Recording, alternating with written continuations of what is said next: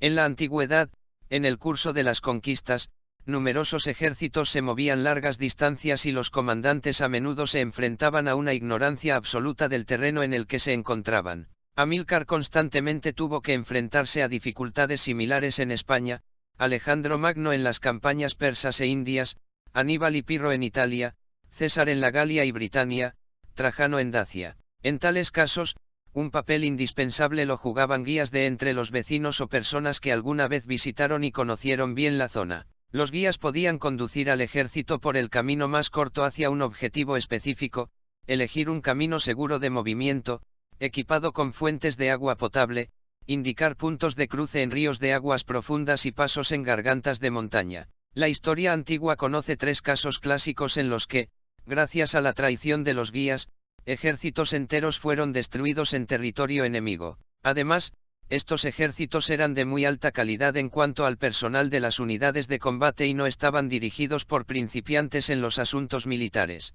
En el año 207 a.C., en el norte de Italia, el ejército cartaginés de Asdrúbal acampó a 750 metros del campamento del ejército romano del cónsul Marc Livius Salinator. El destacamento seleccionado de 7,000 legionarios del segundo cónsul Gaius Claudius Nero, que se acercó, se refugió en las montañas para unirse encubiertamente con sus compatriotas al amparo de la noche. A la mañana siguiente, las fuerzas romanas combinadas se formaron en orden de batalla y los cartagineses aceptaron el desafío.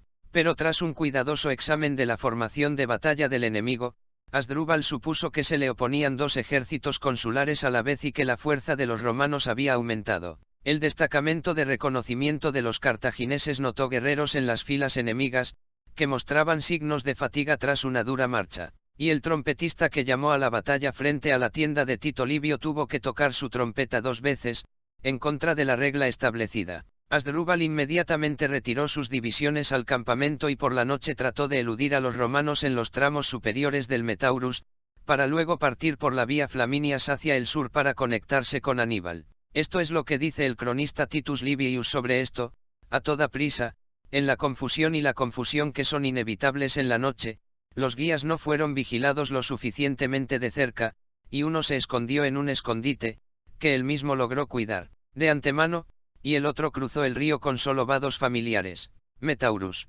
Como resultado, el ejército de Asdrúbal, abandonado por los guías, buscó en vano durante toda la noche un vado al otro lado del río, y al amanecer fue alcanzado por los romanos. Cuando la caballería romana 6000 comenzó a perturbar la retaguardia de los cartagineses, Asdrúbal ordenó al ejército detener el movimiento y construir un campamento en la colina. Con el acercamiento de las principales fuerzas de los romanos, el comandante interrumpió la construcción y reunió a su ejército, exhausto por la marcha nocturna, para una batalla decisiva en una posición extremadamente desfavorable para él.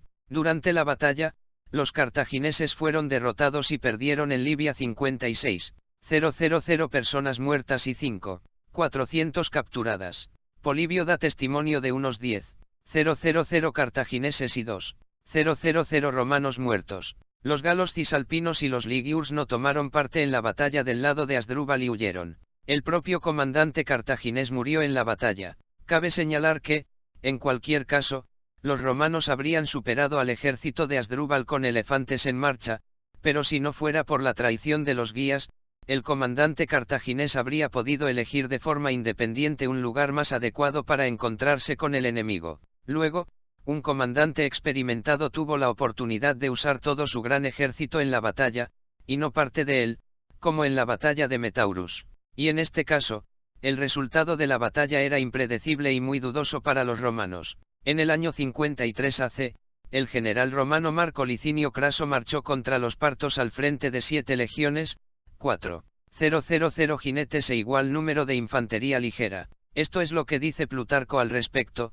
Mientras Craso pensaba y sopesaba todo, apareció el líder de la tribu árabe llamado Abgar, un hombre astuto y traidor que se convirtió para Craso y sus tropas en el mal más grande y decisivo de todos los que el destino unió para su muerte. Fue enviado por los jefes militares del rey Parto con el fin, acompañando a Craso, de intentar atraerlo lo más lejos posible del río y las colinas a una inmensa llanura donde pudieran rodearlo, pues los partos decidieron hacer todo lo posible para evitarlo. Encontrando a los romanos cara a cara, Muchos comandantes romanos experimentados trataron de disuadir a Craso de la loca idea de seguir las instrucciones del guía Abgar para adentrarse más en la llanura sin agua y aconsejaron al ejército que siguiera avanzando por la orilla del río. Entonces, según el testimonio del mismo Plutarco, Casio comenzó a insultar a Abgar: «¿Qué espíritu maligno, la peor de las personas, te trajo a nosotros? ¿Con qué pociones y hechizos de amor sedujiste a Craso, sumergiendo al ejército en las profundidades abiertas del desierto, para seguir el camino más propio del líder de una banda nómada de ladrones que de un comandante romano?» Por el momento, Abgar bromeó sobre estas amenazas y, antes de que se revelara su traición, sin esconderse, se alejó al galope de Craso.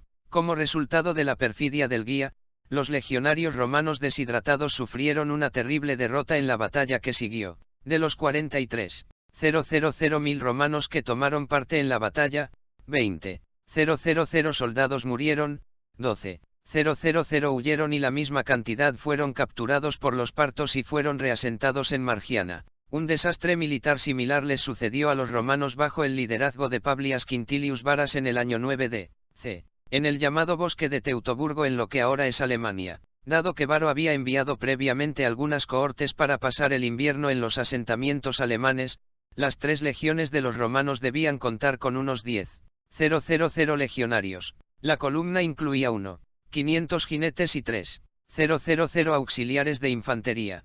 Teniendo en cuenta el convoy con mujeres y niños, el número total de personas en la columna de marcha llegó a 30,000 personas. Estas fuerzas de élite de los romanos pudieron resistir con bastante éxito a los 30,000 alemanes que atacaban en áreas abiertas, pero no en esas condiciones de socorro abarrotadas donde las llevaron los guías alemanes, donde la caballería no podía desplegarse debido al terreno pantanoso, y la infantería pesada en estrechos desfiladeros montañosos. No podía usar la formación de batalla normal. Varas fue advertido más de una vez por los propios alemanes sobre el próximo levantamiento de las tribus locales y la trampa inminente en el camino del movimiento de la columna romana, pero frívolamente no le dio ninguna importancia a esto, considerando que las advertencias eran las calumnias habituales. Contra su amigo Arminio, la ruta del próximo movimiento de la columna romana, que se extendía por muchos kilómetros en un área desconocida, tampoco fue aprobada por los líderes militares romanos.